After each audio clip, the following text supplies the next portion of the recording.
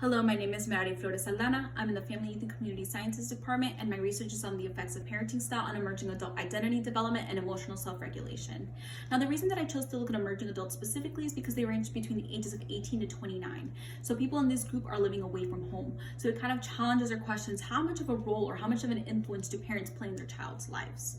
So, in order to find the parenting styles or parenting profiles, a two-step cluster analysis was performed.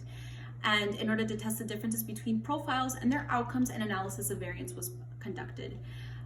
So there was 4 parenting profiles that resulted. The first one is parental nurturance. So both parents are highly nurturing with low levels of site control, and this was actually the profile that resulted in the most favorable outcomes for emerging adults in identity development, emotional self-regulation. In other words, higher exploration, higher commitment, and higher use of cognitive reappraisal for emotional self-regulation. So changing negative thoughts into positive ones.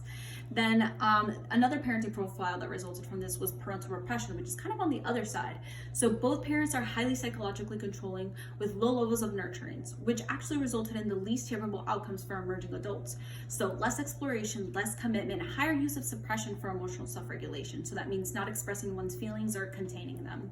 And then we have 2 other parenting profiles, which is the maternal mitigation profile, where mothers are highly nurturing with low levels of site control, and fathers show higher levels of paternal psychological control compared to the rest of the profiles, and lower levels of nurturance compared to mothers. Then we have the parental equivocation profile, where both parents are highly nurturing and both parents are highly psychologically controlling. So what are the differences in outcomes in these profiles? So the maternal mitigation profile actually resulted in the second most favorable outcomes for emerging adults. So why is that?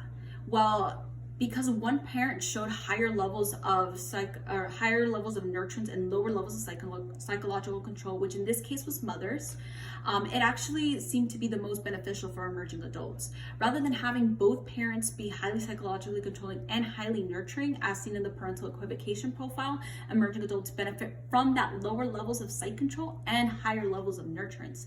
So that higher levels of nurturance mitigates the negative outcomes of the psychological control.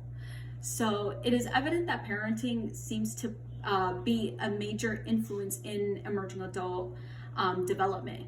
However, it's important to look into more research on how the different dimensions of parenting influences emerging adulthood in order to understand the complexities of parenting. Thank you.